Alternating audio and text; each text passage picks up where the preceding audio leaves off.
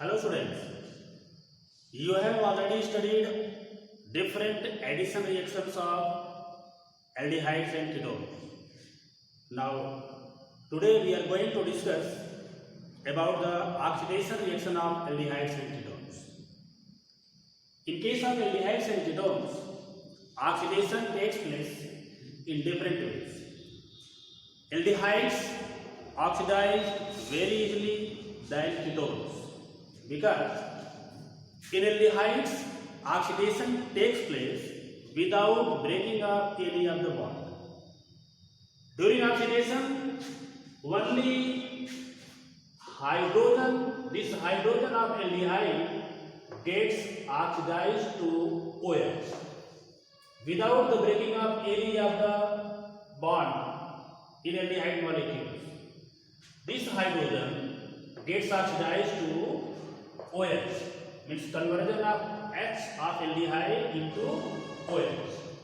This is simple oxidation and takes place by any of the oxidizing agent. Oxidizing agent may be strong or weak. Strong oxidizing agents like concentrated nitric acid, acidified or alkaline potassium permanganate, acidified potassium dichromate. These are strong oxidizing agents, and aldehydes oxidized by these reagents into corresponding carboxylic acids. Corresponding carboxylic acid means carboxylic acids containing same number of carbon atoms than aldehydes, original aldehydes.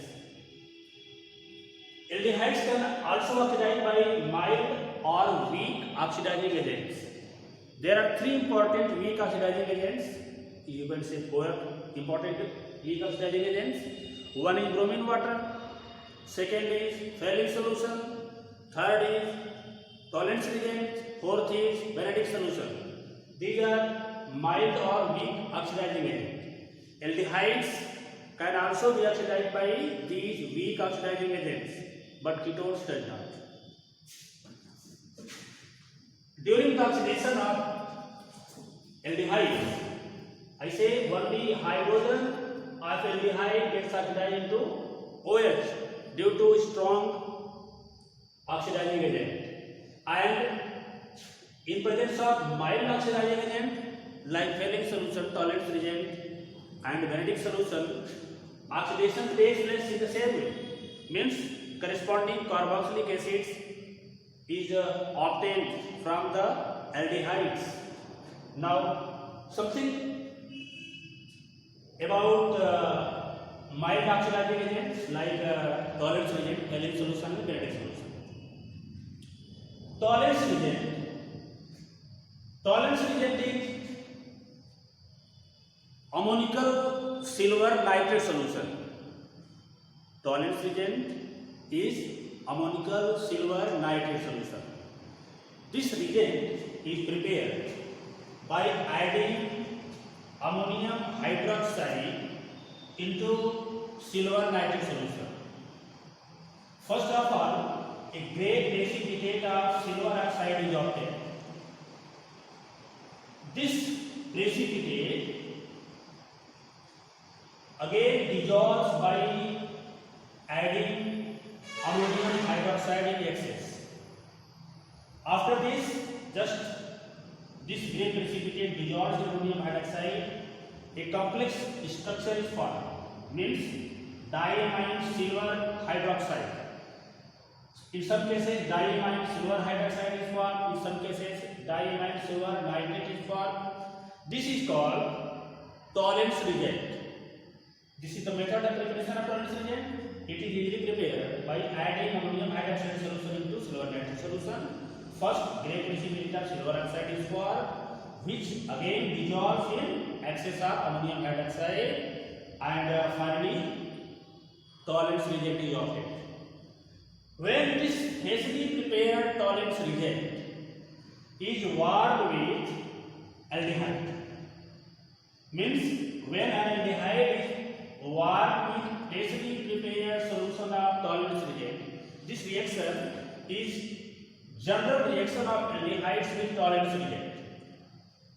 This is aldehyde, RCH2 is aldehyde, and Tollens reagent during the reaction written as Ag NH3 twice positive means diamine silver ion plus OH negative ion. During the reaction, tolerance region written in this way. This is the tolerance region. When aldehyde and tolerance region is gently heated, metallic silver gets precipitated. It means in this case silver is plus one state, and after the reaction it becomes metallic silver. It means tolerance reagent get reduced into metallic silver, and aldehyde gets oxidized into corresponding carboxylic ions or carboxylic acid. In this reaction, aldehyde acts as reducing agent because aldehyde reduces tolerance reagent into metallic silver. That's why for this reagent, tolerance reagent, aldehyde acts as a reducing agent and itself gets oxidized into carboxylic acid. Now the metallic silver gets deposited on the walls of the test tube. If this reaction is carried out in a test tube, then metallic silver deposits on the walls of the test tube. This is called silver mirror. This is called silver mirror. With respect to this test, tolerance reagent test is also known as silver mirror test of aldehydes, and this test is used for the detection of aldehyde group in organic compound.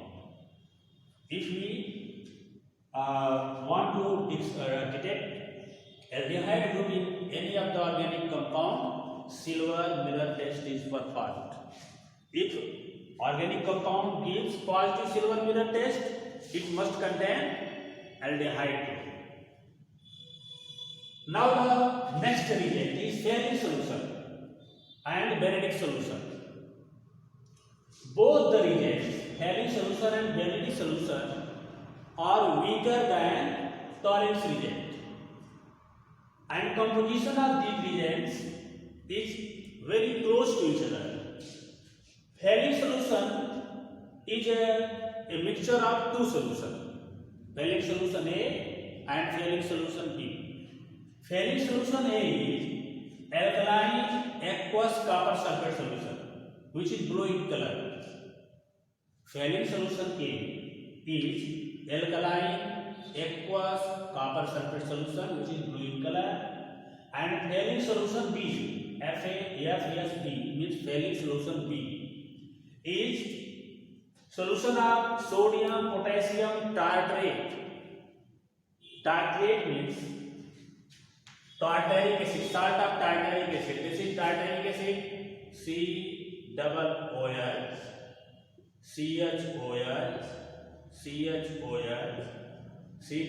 COOH. This is tartaric acid. Its sodium potassium salt means NaK. This is called sodium potassium tartrate and is commonly known as Rossel salt. Sodium potassium tartrate is also known as Rossel salt. Means saline solution B is solution of Rossel salt or sodium potassium tartrate. During the reaction, saline solution A and saline solution B are mixed together in equal proportion. Only saline solution A and only saline solution B is not a saline solution. These are two components of saline solution. During the reaction, these two solutions are mixed together in equal proportion. Now this is called saline solution.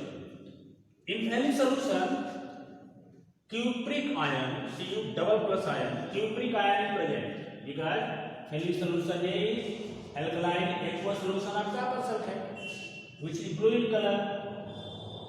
This color is due to the presence of cupric ion. Now in the reaction, Fehling solution is written as Cu double plus plus OH because it is alkaline aqueous solution of copper sulfate complexed with sodium potassium tartrate. That's why it is written as Cu double plus OH.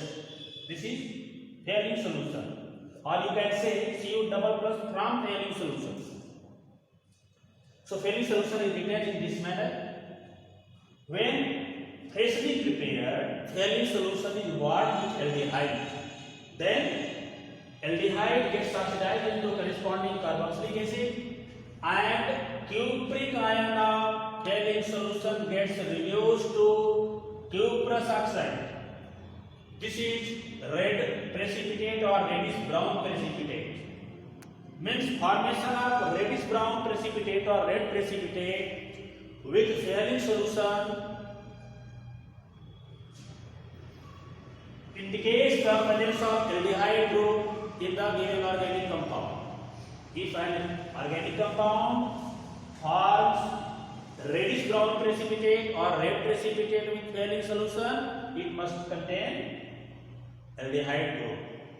This is also a chemical test of aldehyde group. There are two important tests of aldehyde group: Fehling solution test and Tollens reagent test. Now Benedict solution. Benedict solution is also aqueous alkaline copper sulfate solution complexed with citrate ion.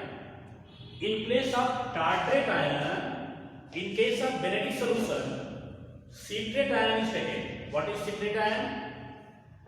Citric acid. It is ion of citric acid.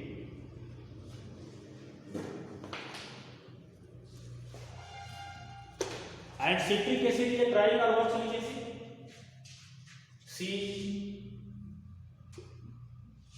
C double OH,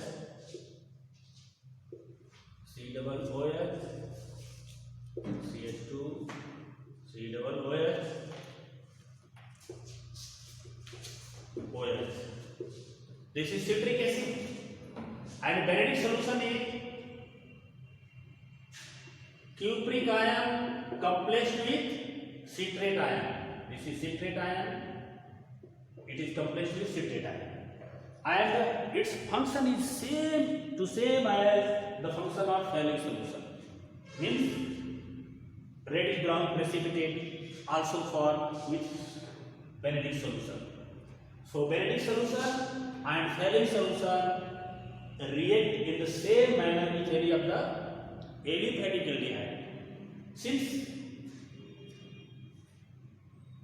Benedict solution and Fehling solution reduces only aliphatic aldehyde and unable to reduce aromatic aldehyde like benzaldehyde. While Tollens reagent can reduce aliphatic aldehyde as well as aromatic aldehyde. That's why Tollens reagent is said to be stronger oxidizing agent than Fehling solution. That's all about oxidation of aldehydes. Now about oxidation of ketones. Now about oxidation of ketones. During the oxidation of ketone, breaking of carbon-carbon bond takes place. That's why weak reducing agent means weak oxidizing agent like Fehling solution, Tollens reagent, Benedict solution cannot break carbon-carbon bond, and it is possible only in the presence of strong oxidizing agents such as concentrated nitric acid, HD5 potassium permanganate, HD5 potassium dichromate. These oxidizing agents are able to break carbon-carbon bond of ketones. During the oxidation of ketones, breaking of carbon-carbon bond takes place. As a result, mixture of carboxylic acids are obtained. And each carboxylic acid contains less number of carbon atoms than the original ketone. This is written here. Ketone cannot be oxidized by weak oxidizing agents such as chlorine reagent, ferric solution, and benedict solution. Ketones can be easily oxidized by strong oxidizing agents such as concentrated nitric acid, acidified potassium permanganate, acidified potassium diethylate. During the oxidation, rupture of carbon-carbon bond occurs on either side of the keto group, giving a mixture of carboxylic acids containing lesser number of carbon atoms than the original ketones. For example, symmetrical and unsymmetrical ketones can be oxidized by strong oxidizing agents. If we take symmetrical agent, symmetrical alkane means if the alkyl group or aryl group on either side of the carbonyl group is identical. For example, acetone, CH3COCH3. This is a symmetrical ketone. Similarly, diethyl ketone is also a symmetrical ketone. These are two symmetrical ketones. During the oxidation of symmetrical ketones, carbon-carbon bond takes place on either side of the carbonyl group, either from this side or from this side, and identical product is obtained.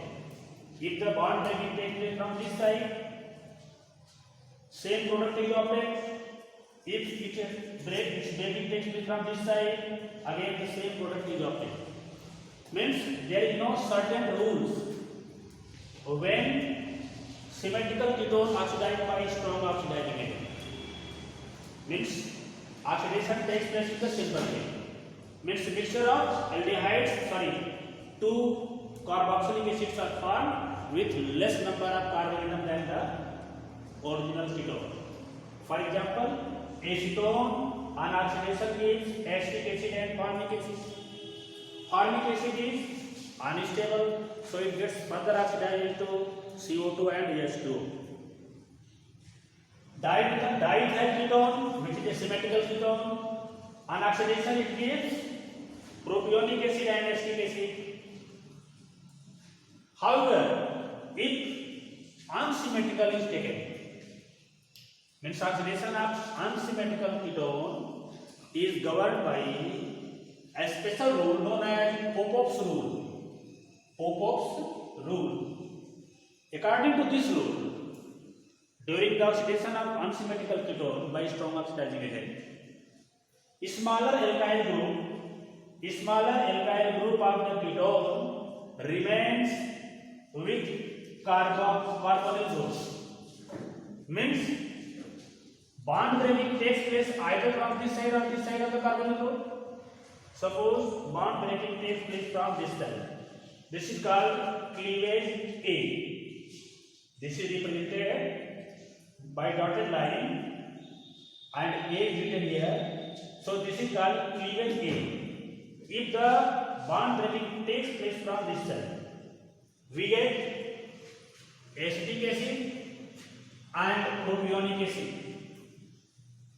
This product means acetic acid and propionic acid is the major product because these products are formed according to Popoff's rule. However, if the bond breaking takes place from this side, means cleavage B,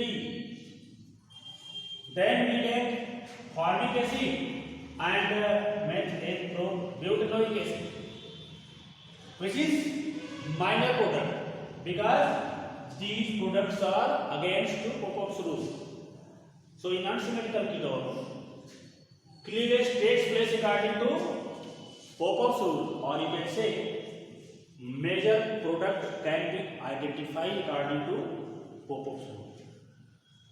This is all about oxidation of aldehydes and ketones. One special type of oxidation of methyl ketones is known as haloform reaction. means oxidation of methyl ketone by sodium hypohalide or halocarbon reaction. This reaction is explained in detail in the video part 12 in halocarbon reaction, the section halocarbon reaction. So halocarbon reaction is not discussed in this video. You can see halocarbon reaction in detail in part 12 during the discussion of halo reaction halo. That's all about oxidation of aldehydes in ketone. Next type of reaction will be discussed in next video.